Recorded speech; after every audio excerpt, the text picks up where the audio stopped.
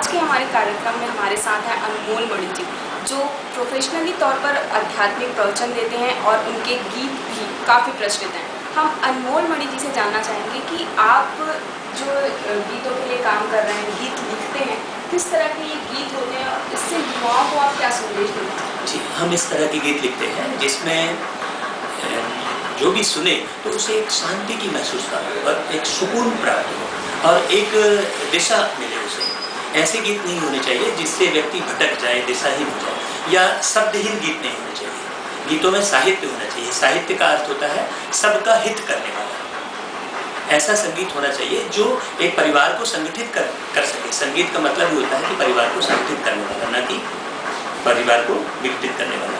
तो हम ये जो आयोजन कर रहे हैं, आवाज़ आपकी गीत हमारे, वो इसी दिशा पर काम कर रहे हैं कि कलाकार जो कल को आकार देने वाला है। कलाकार का एक शाब्दिक अर्थ है कल को सुनियोजित आकार देने वाला। तो अगर कलाकार को सही दिशा मिलेगी तो निश्चित रूप से हमारा ये भारत जो पहले स्वर्णिम था, ये पुनः स्वर्णिम हो जाएगा। जी, आपका एक कार्यक्रम होने वाला है, आप आवाज़ आपकी गीत हमारे, ये किस तरीके का प्रतियोगिता है और इससे लोगों को आप क्या संदेश देना चाहते हैं और ये क्या पहली बार इस तरीके का कार्यक्रम का आयोजन किया जा रहा है? बहुत सुंदर। ये भारत देश में, मैं कहूँगा कि भारत देश में इस तरह का आयोजन हो रहा है। प्रतियोगिता एक बहाना है वास्तव में। अगर प्रतियोगिता शब्द को हम संधि विच्छेद करते हैं तो प्रतियोगी मतलब एक दूसरे के प्रति योग के भाव जगाना। योग के भाव जगाना मतलब संबंध, गहरा संबंध स्थापित करना, आत्मीय संबंध स्थापित करना। योग का मतलब होता है जोड़। तो प्रतियोगिता एक बहाना है। वास्तव में हमें इस पूरे संसार को इस प्रतियोगिता के बहाने एक परिवार के रूप में बनाना है। इस जो प्रतियोगिता में भाग लेने वाले जो प्रतिभागी होंगे, उनको गीत आपके द्वारा मिला है या फिर कोई भी इसमें पार्टिसिपेट कर सकता है? नहीं, इसमें जैसे कि कार्यक्रम से ही स्पष्ट हो रहा है कि गीत हम देंगे और वो आवाज़ अपनी देंगे। देखिए, जैसे 1 महीने से ये कार्यक्रम चल रहा है, तो हम जो गीत दे रहे हैं तो हर घर में वो गीत और उसका भावार्थ, देखिए ये कार्यक्रम हो रहा है कि गीत कलाकार गाएगा और उसका भावार्थ भी स्पष्ट करेगा। 2 राउंड एक साथ कंप्लीट होंगे। जैसे एक कलाकार ने एक गीत गाया और उस गीत का अर्थ क्या है वो समझ कर गा रहा है कि यूं ही राग में अलाप रहा है या वो यूं ही प्रसिद्धि प्राप्त करने के लिए गा रहा है। यदि कोई भी व्यक्ति अर्थ सहित गीत को सुनता है तो इस अर्थ को संभाला जा सकता है। अर्थ के 3 अर्थ होते हैं। एक अर्थ का मतलब होता है भावार्थ, और दूसरे अर्थ का मतलब होता है पृथ्वी, और तीसरे अर्थ का मतलब होता है धन। तीनों का बैलेंस कब होगा? जब हम भावार्थ को सही अर्थों में समझेंगे। तो ये सबसे बड़ी विशेषता इस कार्यक्रम की है कि कार्यक्रम में जो भी कलाकार गीत गाएगा उसके भावार्थ भी सही स्पष्ट कर सकेगा। और सबसे बड़ी विशेषता इस कार्यक्रम की ये है कि इस कार्यक्रम में पारदर्शिता है। इस कार्यक्रम में संस्था के कोई पदाधिकारी निर्णायक नहीं है, कोई सरकार के पदाधिकारी जो है निर्णायक नहीं है। इस कार्यक्रम के निर्णायक डायरेक्ट ऑडियंस है, श्रोतागण है। श्रोतागण जिसको टिक करेंगे, हम क्या है जितने कलाकार चयनित हो रहे हैं उन कलाकारों की लिस्ट बनाएंगे और वो लिस्ट पूरी जनता तक, जो श्रोता बंधु है वहाँ तक पहुँचाएंगे और प्रस्तुति देते जाएगा कलाकार, और जितने भी ऑडियंस है वो टिक करते रहेंगे। तो जिस कलाकार को जितनी ज़्यादा ऑडियंस पसंद करेंगे वो विनर करेंगे।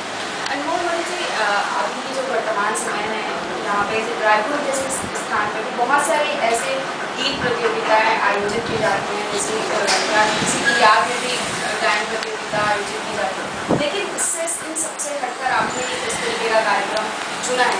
आपको क्या लगता है कि रायपुर के लोगों को ये कार्यक्रम पसंद आएगा? क्या उनकी ओर से क्या अभी तक आपको समझ आ रहा है कि किस तरीके का रिएक्शन होगा?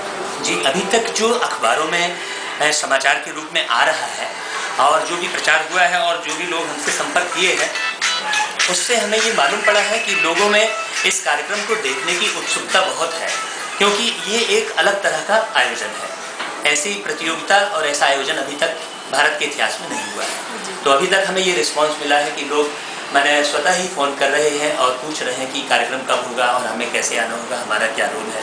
मैंने उत्सुक है लोग इस कार्यक्रम को देखने के लिए। इसमें पासेस की व्यवस्था है या फिर ये निःशुल्क रहेगा, किस तरीके का? हाँ, ये पूरा प्रोग्राम निःशुल्क है। कलाकारों से भी किसी भी प्रकार की प्रवेश शुल्क नहीं लिया है। हाँ, जो हमने गीत दिए हैं उस गीत की जो मूल्य है वो मूल्य कलाकारों ने, हाँ, जो गीत हमने दिए हैं उस गीत का मूल्य कलाकारों ने जरूर अदा किया है। लेकिन प्रवेश शुल्क कुछ भी नहीं है, कलाकार अपनी कला दिखा रहा है, वही सबसे बड़ी उसकी जो है प्रविष्टि है।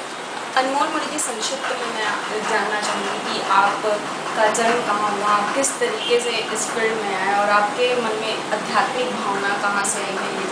बहुत अच्छा प्रश्न किया है। मेरा जन्म संस्कारधानी जबलपुर में हुआ है और हमारे जो पिताश्री जी थे वो रामायण के प्रखंड प्रवक्ता थे और हम छोटे से थे तब से हम रामायण के प्रोग्रामों में जाया करते थे और हमारी बचपन से ही दिनचर्या संतों के प्रवचन सुनना, साध्वियों के प्रवचन सुनना, उनके जीवन को देखना, ये हमारे मैंने शुरू से ही बचपन से ही हमको ये प्रेरणा मिली हुई है और शुरू से ही हम अध्यात्म लाइन में हम हैं और किसी भी प्रकार का नशा हम स्वयं नहीं करते हैं और ना कि हमारे परिवार के कोई सदस्य, इवन हम चाय तक का भी हमारे जीवन में हमारे में नशा नहीं है और नशा नहीं होने के कारण हम निश्चित रूप से ईश्वरी शान में रहते हैं। अगर नशा को हम उल्टा करते हैं तो शान हो जाता है, अगर कोई नशा करता है मतलब वो शान अपनी खो देता है।